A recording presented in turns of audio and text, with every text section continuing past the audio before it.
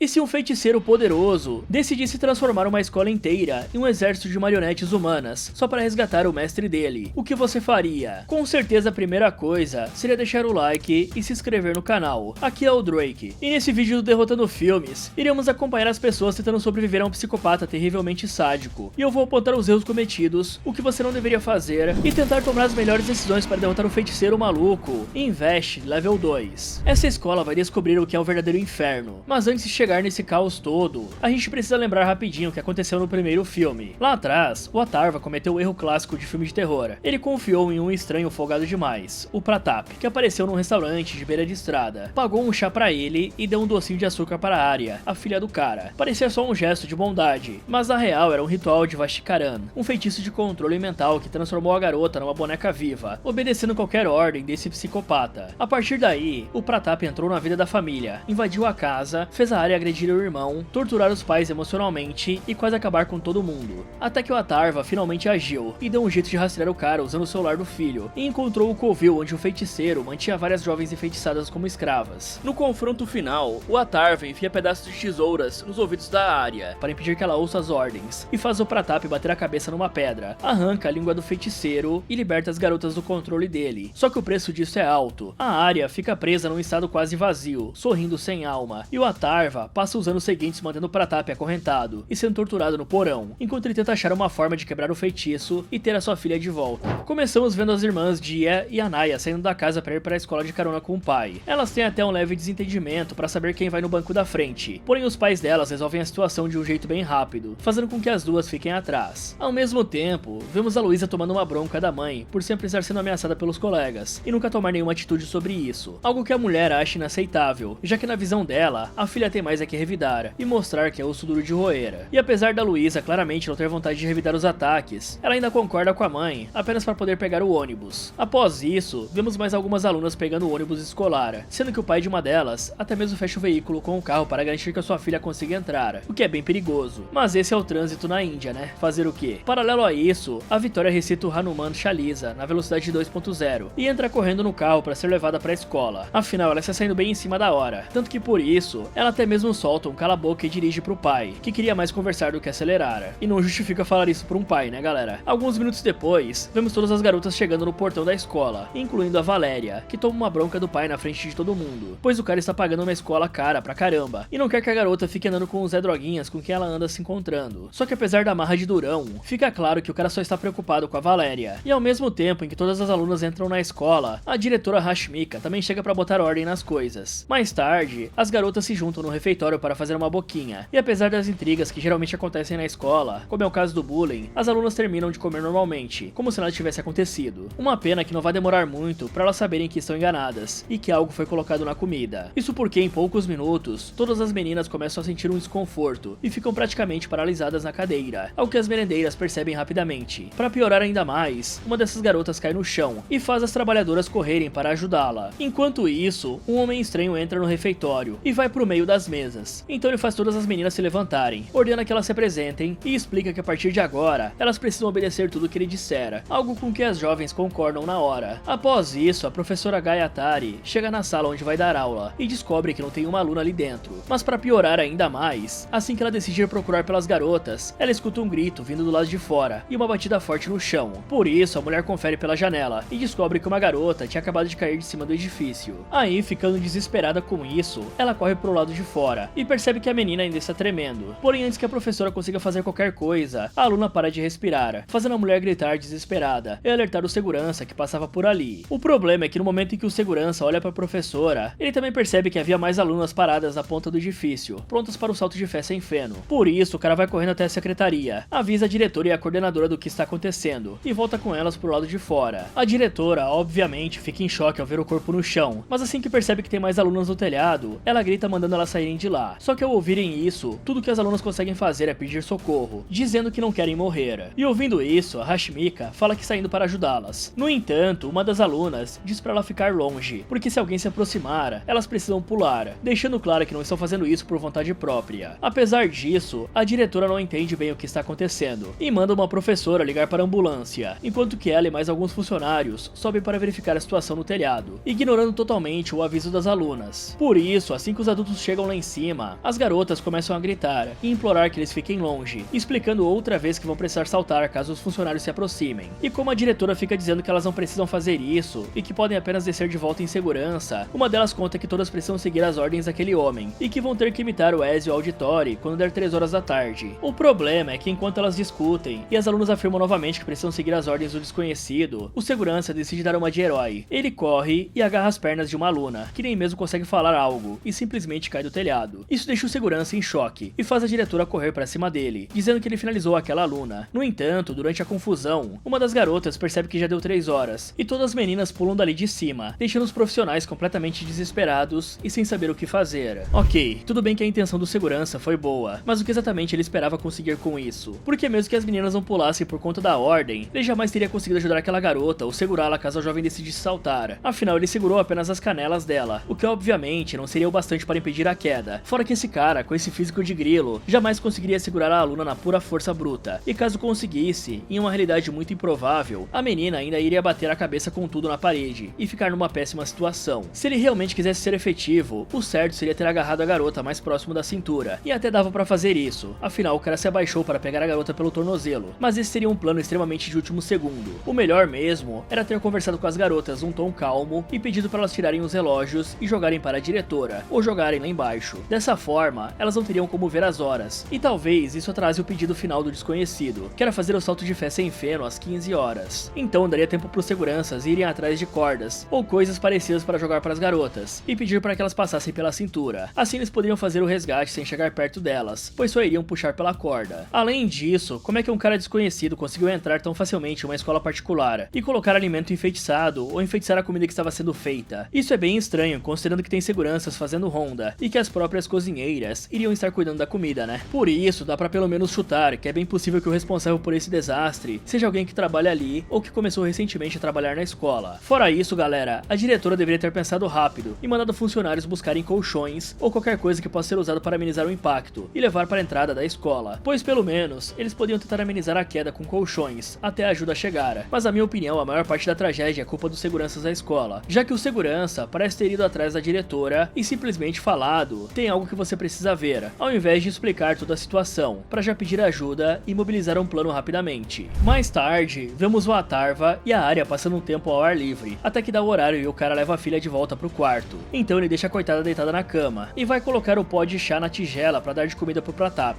Porém, ele descobre que o chá acabou e vai ao mercado comprar mais. O problema é que enquanto o cara está no caixa passando as compras, ele vê no jornal a matéria falando sobre as alunas de uma escola que fizeram um salto de fé, e a diretora deixa bem claro que antes de morrer, elas falaram que estavam sendo obrigadas por um homem desconhecido, ao que faz o Atarva voltar correndo para casa. Ao mesmo tempo, vemos que o portão da escola está cheio de pessoas preocupadas e indignadas querendo saber o que aconteceu na escola. Porém, como os corpos ainda estão sendo recolhidos e tem sangue para todo lado, o supervisor Kishav ordena que o policial Ragu mantenha a ordem na entrada do colégio até que tudo seja resolvido. Para piorar ainda mais a situação, o Kishav é informado que a diretora está muito afetada para conseguir conversar e que as outras alunas ainda estão sentadas paradas na cantina. Aí enquanto os agentes acalmam a multidão e os corpos são colocados nas ambulâncias, o Kishav tenta falar novamente com a diretora para saber em detalhes o que aconteceu, mas tudo que a coitada consegue fazer é chorar. Só que as coisas quase saem do controle quando as ambulâncias saem do colégio e os pais partem para cima dos policiais querendo saber o que tinha dentro dos veículos. Em paralelo a isso, o Atarva chega em casa e vai direto até o cativeiro perguntar pro Pratap quantos homens iguais a ele tem por aí, querendo saber quantas pessoas ainda conseguem usar magia. No entanto, na hora em que entende o que está acontecendo, tudo que o Pratap faz é dar risada da cara do homem. De volta à escola, o Keshav vê a Vitória chorando e dando seu depoimento do que viu antes do desastre acontecer, e vai até ela pedir mais informações, perguntando se ela sabe algo sobre o homem que as garotas estavam falando. Porém, a jovem apenas responde que não sabe de nada e volta a chorar, querendo saber por que as suas colegas fizeram algo assim. E aí, vendo que não ia conseguir nada com a Vitória, o Keshav diz que ainda precisa falar com o resto das alunas e chama a diretora para ir com ele. Mas assim que ele estava indo para a cantina, um agente aparece e avisa que praticamente nenhuma câmera de segurança da região está funcionando desde a parte da manhã. Sabendo disso, o Keshav apenas pede para trazerem a equipe de segurança e continua com o seu plano de ir até a cantina conversar com as garotas. O estranho é que logo na hora em que ele entra no local, uma das alunas se levanta, vai até o Keshav e diz que o desconhecido mandou ela passar a mensagem pro policial sênior de que ele precisa encontrar o Pratap. Porém, a própria garota não sabe quem é o Pratap e nem pode falar onde está o homem que ordenou isso. O bizarro é que ao ver as suas alunas agindo de uma maneira tão estranha e obedecendo todas as ordens ordens de um desconhecido, a diretora começa a gritar com a aluna e com as outras garotas, o que obviamente faz a coitada ficar ainda mais desesperada. Por sorte, o Keshav manda essa idiota calar a boca e pergunta se a Isha tem mais alguma coisa pra falar. Então ela revela que realmente tem mais coisas e explica que se o Pratap não for encontrado, toda a cidade vai sofrer e que as 10 garotas do telhado são apenas o começo. Assim que ela passa a mensagem, a garota olha para as colegas e fala que elas podem começar. Então as alunas não perdem tempo e saem correndo atropelando os adultos que estão no refeitório para conseguir sair dali como se fosse uma manada enfurecida. Tanto que uma das funcionárias até mesmo é fortemente pisoteada. Após isso, elas atropelam as pessoas que estavam do lado de fora, derrubam as barricadas feitas pelos policiais e saem correndo pro meio da rua, batendo em qualquer um que tentasse pará-las. E vendo que não tinha como pará-las, o Keshav manda seu assistente colocar o rosto de todas elas no sistema e mobilizar todas as delegacias para procurar essas garotas, além de também dizer para ele acionar o Shi-Chin e fechar a escola como se fosse uma fortaleza. Ao mesmo tempo, as alunas que saíram da escola estão tacando terror na cidade, invadindo ônibus e fazendo eles baterem em barracas, batendo em carros e nos motoristas, e agredindo pessoas que estão numa boa apenas comendo no restaurante, além de finalizar homens e mulheres que não fizeram nada demais, e até mesmo atacando crianças. Isso sem contar que uma delas explodiu uma bomba de combustível no posto. Alguns minutos depois, o Atharva se senta para assistir as notícias do momento e vê o jornal falando que os moradores precisam ficar em casa e avisar as autoridades caso vejam jovens usando os uniformes que eles estão mostrando. Além disso, também é dito que as garotas estão fora de si, cheias de raiva e atacando todo mundo, sem nem mesmo reconhecerem os próprios parentes. A única parte boa disso tudo é que algumas das alunas já foram capturadas e levadas para um local seguro. E apesar de não ter tido nenhum pronunciamento oficial ainda, uma investigação descobriu que existe uma ordem para encontrar um tal de Sr. Pratap, que ninguém sabe quem é. Aí, sabendo que a situação está péssima, o Atharva não consegue mais ficar parado. Por isso, ele pensa um pouco perto da área e decide fazer algo sobre isso. Então ele vai até o mercado, compra algumas caixas e volta rapidamente para casa, onde ele espalha as caixas pelos cômodos e prende o Pratap com uma corrente, além de também colocar uma corrente na boca do cara. Em seguida, ele tranca a residência e sai novamente. Bom, o Atharva tem o Pratap e basicamente o poder de conseguir o que quiser, desde que ele tenha sangue frio o bastante. Ou seja, ele pode tentar ameaçar o feiticeiro para fazê-lo retirar o feitiço que o Pratap jogou na área. Não que ele precise disso, né? Afinal, se o cara tivesse estudado pelo menos um pouco da própria cultura e mitologia, ele já teria descoberto que para cortar o efeito do feitiço, só é preciso finalizar o karma entre eles, que no caso foi gerado ou pelo token que o Pratap lhe entregou, ou pelo chá que o psicopata pagou para ele lá no restaurante. Mas enfim, como o Atharva não descobriu isso depois de mais de 10 anos, ele pode usar essa oportunidade para liberar a filha. O problema é que vai ser extremamente perigoso, até porque o feiticeiro está controlando dezenas de alunas, e tem basicamente um mini exército que não se importa com a própria vida, fora que a polícia também não vai atacar essas jovens. E aqui dá pra bater o martelo que essa diretora é completamente incompetente, porque eu me recuso a acreditar que qualquer pessoa minimamente racional iria estar fazendo tanta pressão na cabeça de uma vítima que claramente está sendo controlada. E vale lembrar que no primeiro filme, o Pratap tentava cortar a conexão da área com a família dela, pois assim o feitiço se fortaleceria. E é claro que a diretora não tem nem metade da importância de uma mãe, porém esse tipo de atitude pode sim piorar ainda mais o efeito do feitiço. Afinal, a garota vai se sentir cada vez mais sozinha, e digamos que esse delegado que está cuidando do caso não está pensando muito bem no assunto. Se várias alunas já fizeram coisas extremas, o mais seguro seria que os policiais revistassem todas as alunas do refeitório, tirassem todos os itens perigosos e depois certificassem que ninguém iria conseguir sair do lugar para cometer mais alguma loucura. Já o Atharva poderia tentar ligar para a polícia para dizer que conhece esse Pratap